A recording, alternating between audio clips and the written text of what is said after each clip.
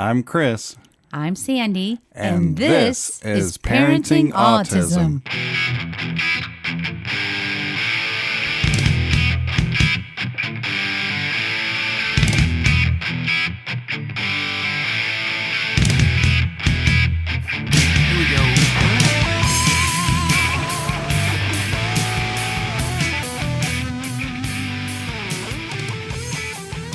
Hello, everyone. Welcome to episode 122 of the Parenting Autism podcast. Here with Sandy again. Surprise! Surprise! Maybe the surprise is that it's only been a week and we're back. Maybe that's it. What do we got today, Sandy? Well, pretty much a recap of the past week. Okay. Which is kind of my new goal. Is that what people want to hear? Just a recap of our week, or do we have interesting stuff? Wasn't our week always interesting? I was going to give you more details. Okay, give me some details. Well, I do have some book reviews that I have finished. Some people may be interested in that. And these are books that we have received from people who have reached out through the podcast that have to do with autism. So I'm going to talk about those. We went and saw the Navy... Blue Angel movie. Thank you. Drew a blank there. I want to say Navy SEALs every time, and it's not.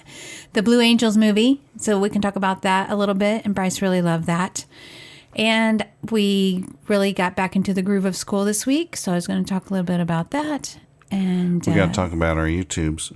And talk about our YouTubes. So We've just been busy this week. Okay. And I think that's what we do on here. We just kind of recap the highlights. Okay, yeah.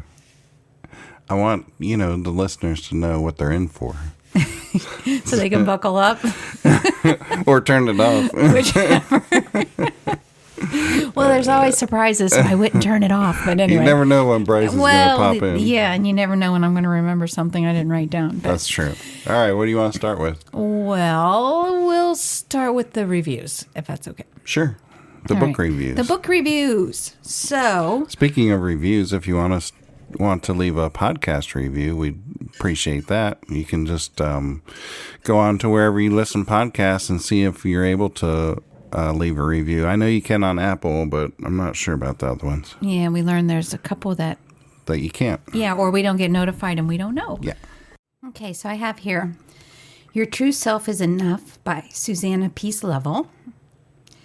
This is a book written by a mom of a daughter. She actually has autism spectrum disorder, ADHD, anxiety, and a myriad of food allergies. So I related to her in a lot of ways because Bryce has ASD. He also has ADHD. He struggles with some anxiety. But the food allergies, thankfully, true allergies are limited for Bryce to peanuts. But this lady's daughter, her food allergies were debilitating severe. So food allergies are allergic reactions that can send you to the hospital. And then there's food sensitivities that your body just doesn't like certain types of foods, and you'll have some symptoms. Right. Well, Bryce will get some symptoms mildly. Like Bryce breaks out when he has dairy. Yes. Right. And I would say she put allergies. Her daughter broke out, but her breakouts were like you couldn't see anything but red patches. Mm-hmm. Bryce, when he has a sensitivity, it will look like he has acne. Right. So hers were definitely more severe, yeah, for sure. And she wasn't sure what was causing it, but even to this day, she has to pretty much prepare all of her daughter's foods to keep her from having these breakouts and stuff. Yeah, it was a lot. I mean, that wasn't all she focused on, but that was definitely eye-opening for me. Like, wow, that's so much to go through. But she shares, her journey with her daughter and how they've come through it. And I will say that one thing that stood out to me in her book specifically, and I'll have a link to it in the show notes, but she put her daughter in a school out in LA area, and they took a whole different approach. And they I don't know what they call it, if it's a special name for it, but basically they have the parents go to the school with the child for the first 2 to 4 weeks. Mm-hmm. They're in the classroom observing, can't participate really, but they want the parents there, because if the parents don't see what's happening at the school, then they don't know how to implement that at home. And I actually think that's a great idea. Yeah. Because so often we don't really know what's going on with Bryce, like specifically therapies. We don't see what's going on, so we don't really know how to implement everything. But this is school, so they have the parents go there, and then they gradually have the parents phase out. Like first they're by their child, then they're in the back of the room, and then they're out of the room observing, and then they're off the property kind of thing. I think that's, even in public school, I think that would be amazing to have for special needs kids that are in public school, because, teachers, they need to know the quirks and how to handle our kids, and it would be better with a parent there for a few weeks in the beginning than it would just looking at a piece of paper of what the parent wrote down, because each situation is different. If something happens and the teacher's not expecting a reaction or something, the parent can be there and say, okay, this is one of the things, and this is how you react. This is how you deal with it. This is how you get through it. I know. And I mean, in the reality of the world, the parents aren't going most likely be able or willing to take that time to do all of that in most situations. But do I think it's a great idea? And would we do it? Yeah, probably. Because we would do it. I think it would be very helpful. And this definitely was a game changer for them. And another thing that I noticed was very different was their approach. They call it, I don't know the technical term, but basically they talk through the child with their quote on air quotes big feelings. And so let's just say that the child threw a pencil across the room. They'll say, I wonder if you threw that pencil because you were feeling frustrated. I wonder if you slammed your foot on the ground because you were upset that we asked you to do that. Trying to help the child, not telling them don't do that, not shutting them down. This is when they're young, by the way. Encouraging conversation. And trying to help them identify why they're doing what they're doing. Because whether they're verbal or they're not verbal, they still may not know exactly why they're reacting the way that they're reacting, but it kind of prompts that conversation. Yeah, that's it. And something to kind of carry over to home. So again, I always try to glean something from everything that I read, whether it's something that I should do or something that I should not do. But that's one takeaway that I think I will keep in mind with Bryce if he gets upset about something, to try to help him identify the why he's getting upset. Because sometimes I think he doesn't quite know why he's getting upset. And I think even as adults with us trying to deal with our feelings, I may ask myself that question, like, well, maybe you did this because of that. Maybe you reacted that way because of that. You know what I mean? So anyway, that was interesting. And it's definitely a good read there. And another book that I just finished is called Becoming Brave Together: Heroic, Extraordinary Caregiving Stories from Mothers Hidden in Plain Sight. And so the founder of We Are Brave Together reached out to us about the book, and then they also have a podcast, and I've been listening to the podcast. And I want to say I maybe mentioned that on a prior episode because it is very interesting. I like the format. I even told you about it, and you listened to a couple of them. Some of them are parents sharing their stories, and then there's an interview that follows. Some of them are three of them just answering questions from people who write in and having really good sound discussions about that. And then they have another format that they'll bring in a specialist to talk about something like a specific topic to help with caregiving, parents who are dealing with that. And I will say that this book is not solely about autism or anything that's in our world specifically. It is a real large window into the lives of parents who have children with disabilities that are extreme. I mean, pretty extreme. It's more extreme than what we deal with. We're fortunate, and autism can be extreme. So, there's 3 levels for those who are listening and aren't familiar with that. There's levels 1, 2, and 3. Bryce is right there in the middle. So Bryce is potty trained. Bryce can feed himself. Bryce needs a lot of prompts to do things, but he has a lot of abilities to take care of himself. The stories I'm reading about, these are parents who are still, changing diapers when their child are in their 20s. Or they're in wheelchairs that you have to get them in and out, to make sure they don't get sores and help them. I mean, these are pretty extreme. I noticed, sadly, that most of them are single parents because, as we know, caregiving can definitely affect marriages. And most of these are stories from single moms because the dad is gone for one reason or another. And sometimes, like one story was because the father died of brain cancer. How tragic is that? But others just because the marriage just couldn't withstand all the stress and the responsibilities that come with taking care of a child with special needs. So I think there's 22 stories in here, and it's good to know how other parents are. I think there are a glimmer of hope in the stories. It's how each person gets through. Now, we get through with our faith in the Lord and with our support of each other.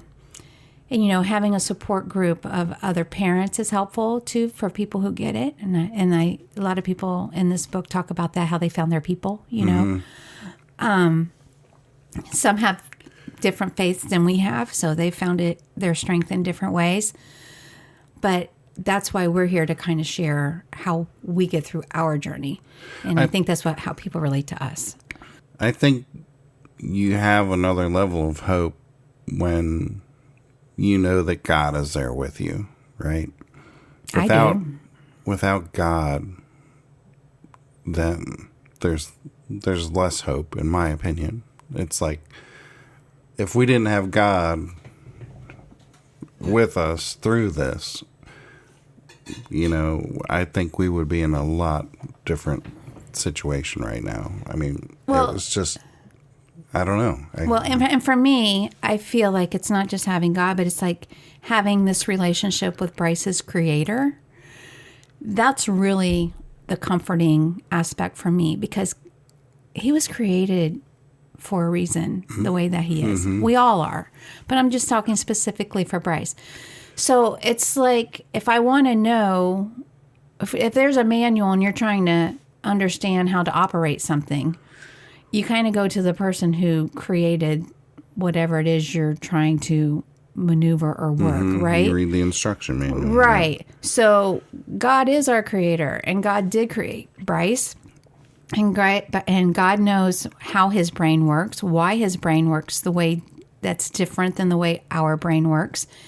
And he's the one that's going to give us the answers and the guidance as to how to help Bryce navigate his way through this world that is not really set up for the way that he thinks all the time. Yep. I mean, he gives us the instruction manual through the Bible, and then he gives us the Holy Spirit to guide us. Exactly. So between those two things, it really has helped and helps us on our journey. It does. For sure. I mean, it does. No doubt. Yeah. So anyway, those were those 2 books, and that segue kind of leads to the 3rd book that we are slowly going through together. And this one is called How to Build a Thriving Marriage as You Care for Children with Disabilities. And this is by Kristen Faith Evans and Todd Evans. So this book, I feel, was a godsend to us because, we wrote our book and we shared a lot in there, and we were pretty vulnerable in it, and we shared about our relationship and how Bryce's diagnosis and us going through everything affected our marriage. And we have talked before on the podcast years ago how we went through that re-engage class, which was very helpful. But we felt like we were kind of at this point again where we needed a refresher of some sort. And the timing is good, and we know that because I've left my job for now. And we have a lot more time together. And I feel like God has carved out this time for me to be with Bryce, but also carved out this time for me and you. And let's focus and figure out where we're going in this next season of life, right? Mm-hmm. And so we got this book, and I started to read it, and I said to you, I want us to do this one together. It's good. And it even says, go slowly through it. Don't rush through it. So we're not. This was written by a couple who has 2 children with disabilities, and their son has disabilities, and then their daughter has even more required care than their son. And theirs are genetic related. It's not autism. Again, it's other severe disabilities that they have for their children. But their marriage really went through the ringer, and they have come through it, and they are sharing ways that they've been able to rebuild their marriage and strengthen it. And I think this is going to be a really good book. And they do have the perspective of faith in the Lord like we do. Mm-hmm. So that's helpful. Like, it's kind of like when someone speaks your own language, they speak my language as far as like my relationship with the Lord. So it's been very helpful, but we are going through this slowly. I can already tell. And it gives you like things to do. And I even said, let's just read this. Like, let's conquer this, and then we'll go to the next step, and then to the next step. So this led to us finding another Bible study to go through together. And again, if you've read our book, you would know that you and I, if anybody's read our book, they'll know that we started with The Purpose-Driven Life. Thank you. We did that book together not even when we were dating, really, when we were just friends and trying to figure out life together. And so you were able to find the videos that we can now watch and do this Bible study together again. Yeah, it's not, it's about Rick Warren is the one who wrote The Purpose-Driven Life. And he has another book called What on Earth Am I Here For? And I really connected to this book because, what on earth are we here for? Why, right. Yes, we believe in God. We're supposed to spread his word. But it goes really in depth of helping you find your gifts, and, what are we really supposed to be doing day to day on earth for God, or, And so I found the video series that went with that, and we've been through the first 3. I think there's 6. There are 6, and we're through the 3. First 3. So it's very eye-opening. It's on YouTube for free. So just look up Rick I can put Warren, the link in there, What too. on Earth Am I Here For? Video series. It's been good. And I think between this book, How to Build a Thriving Marriage as You Care for Children with Disabilities, between that and that book has helped us kind of reconnect. It gives you ideas on how to reconnect, and that has helped us. And discussion points, like things you wouldn't think to talk about. Yeah. And it has like little questionnaires for each of us to complete to see how far we are on the same page. So it's been good. And then the video series is more about, okay, we know you're going through this transition phase out of your work, and what's our next thing, what's the next thing for us. So the video series is helping us with that. Yep. So that has been good, and I do feel like we're on the right track and trying to figure things out. And I don't know if I mentioned last time or not, but I felt it kind of in my spirit and laid on my heart to do artwork with children, especially those who have special needs, and as an outlet for them. And I'm not an art therapist, and I'm not going back to schools to become an art therapist, but I'm like, I can certainly help children with that. And so I've partnered up with where Bryce gets his music lessons. They actually have an art room there. And I'm excited to say that I have my first 2 kiddos that I will be working with. So it's these little things that God's just we're just trying to figure out our path. And I encourage people that's what you do. You just kind of pray about it and listen. And, that word discernment comes to mind, and you just kind of have to know which voices are in your head and which ones are your own and which ones are the Lord's. But, it's exciting for me to just kind of figure out what we're doing here. So those are the some highlights here. As far as things that actually happened this past week, we talked about going to, I took Bryce to the doctor for his follow-up. I think that all went well. It was just his pediatrician, but I did want to talk about this briefly because we have the issue with the prescriptions, right? And so we have 2 prescriptions for Bryce that are written by his autism doctor. Yeah, I didn't know if you wanted to use another term for that. But anyway, he has an autism doctor. That's not his regular pediatrician. And it's time to maybe go back there for the annual visit. And Bryce is just in a good spot right now. And it's one of those tricky things that we know everything's working pretty well right now. So if it is, you kind of don't want to change your recipe at all.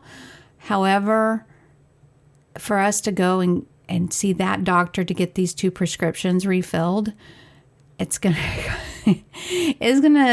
$400 an hour. And I'm just having a hard time processing that. Does he really need these? So it's been a discussion that we've had. And I feel that's important to bring onto the podcast because we can't be the only parents that have these kind of discussions. And you try to work these things out. I think it is an ongoing discussion that we're having. And I think in the whole scheme of things, I think the last time we left off with her, we had a lot of anxiety going on with Bryce. And that was our major topic, I think. I agree. And so since we've seen her, his anxiety level has dropped significantly. And I don't know that we can put a finger on why exactly that happened. We don't know for sure.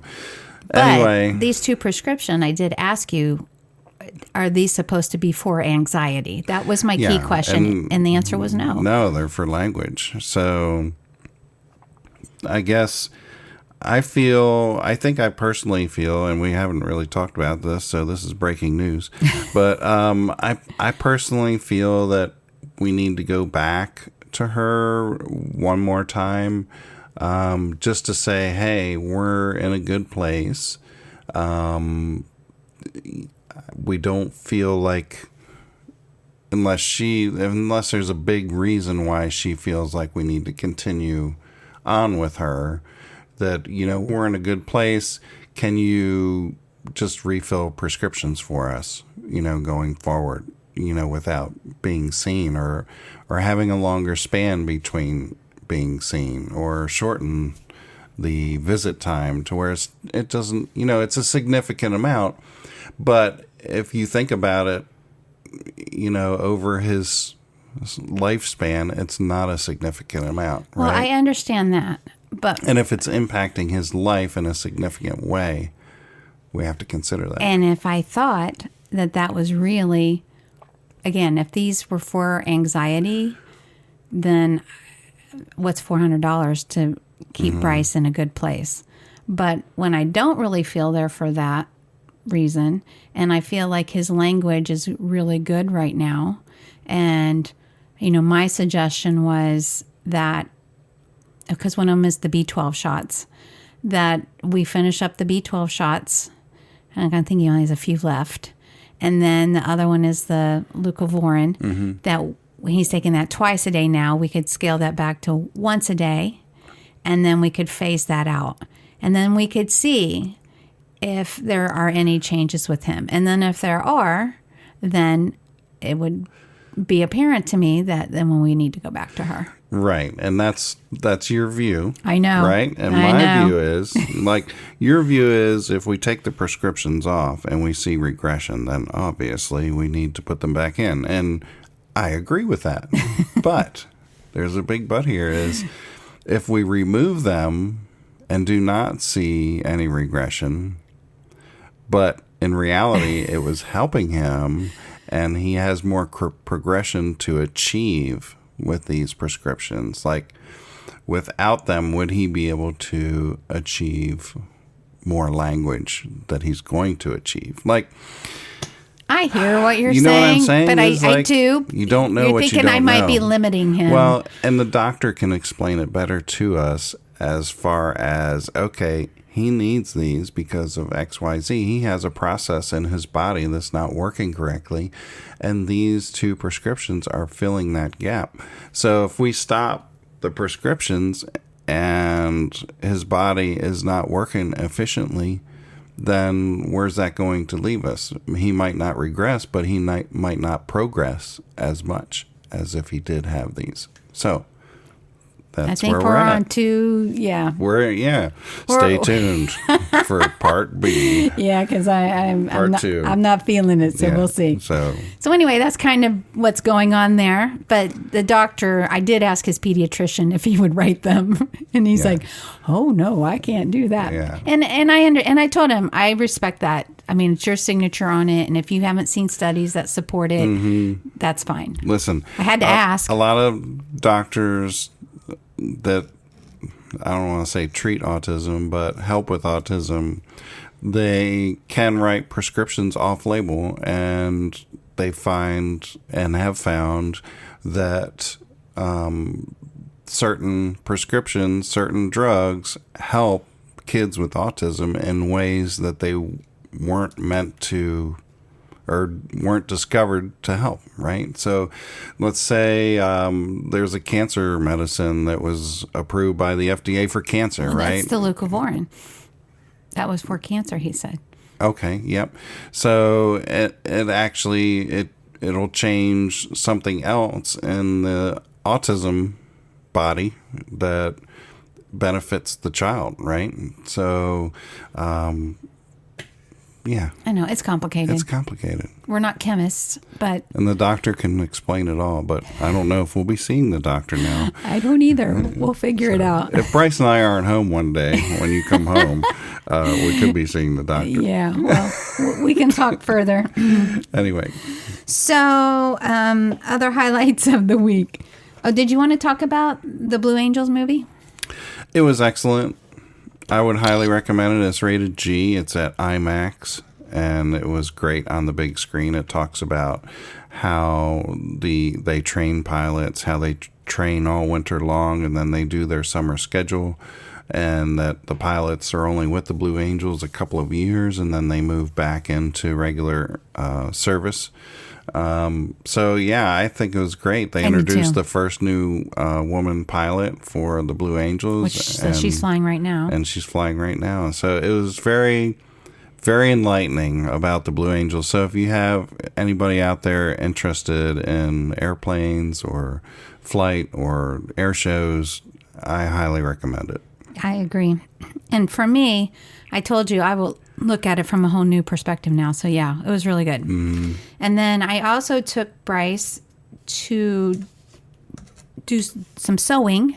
We have a friend who manages a chapter for Ryan's Smiles for Cases. What is? I totally botched that. What is it? You're botching everything.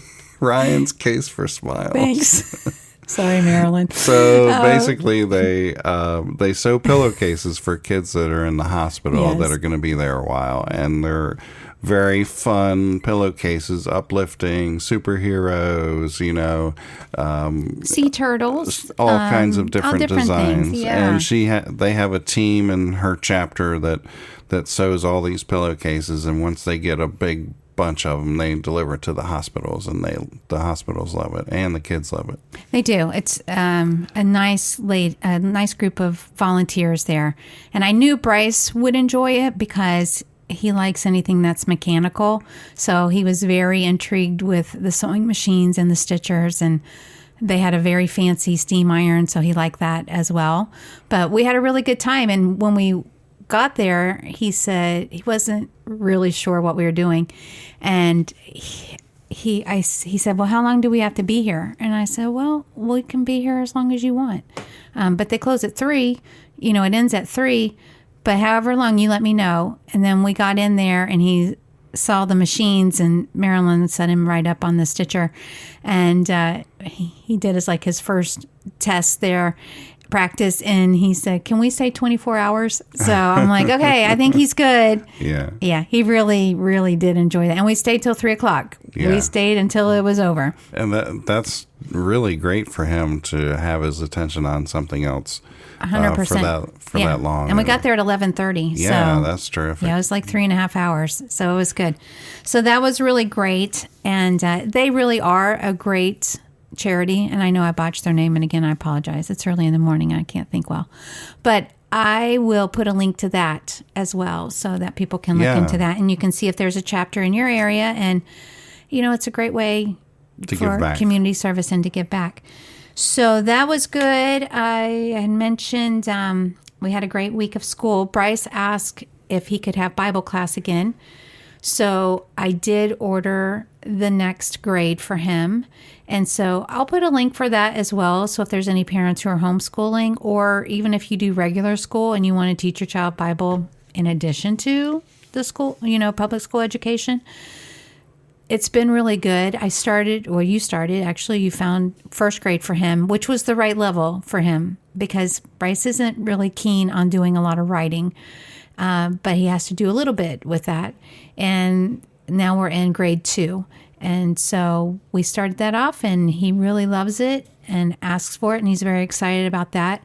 And we took him back into all 4 classes last week, and he did really, really well. So his core 5th grade classes. He was worried in the beginning that it was going to be a lot harder, but it seems like they do a review and they ease into everything. He made a comment really about how it wasn't really hard. Yeah, after he got into it. Yeah, so it's good. So he's not feeling overwhelmed at all, and he's really enjoying it.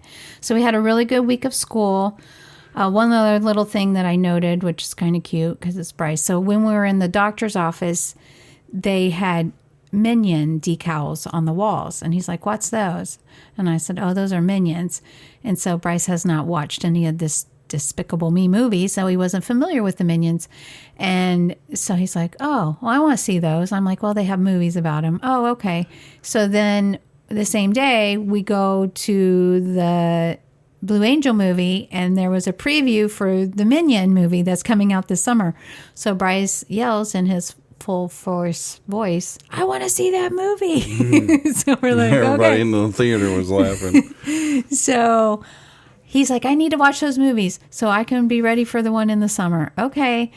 He was worried that we would forget. So you were great, and you put a list of all of them together. And so we were able, so on Saturday, as a good mom here, I watched 3 Minion movies with him. We watched Despicable Me 1, 2, and 3, and now he's queued up and ready to go in the summer for the 4th one. But it was really cute and sweet. And Bryce does this thing when and since he's been a baby, actually, he puts his hand on my face when he feels like really close and connected to me, and he wants to show me love. And pretty much during most of the movies, he had his hand up on my face. So I knew that he was super happy that I was sitting beside Special him mommy watching Bryce time, it. Yeah. So we had a good weekend with that. And with that, I think we can wrap. Okay, we can. Yep. That was the last thing on the list. That's okay. I had one thing, and it can carry over. What is it? Nope, don't worry. No. Tell me. Well, it's not as positive as that, but is it on the list? Yeah, it was about meeting Charlie. Oh, yeah, that's for next episode. Next episode. Let's get into that next episode. Perfect. Yes. So stay tuned for Charlie. Yes, Bryce meeting Charlie. All right. We'll leave you hanging. Thanks for listening. We'll be back soon. Have a good week. Bye. Bye.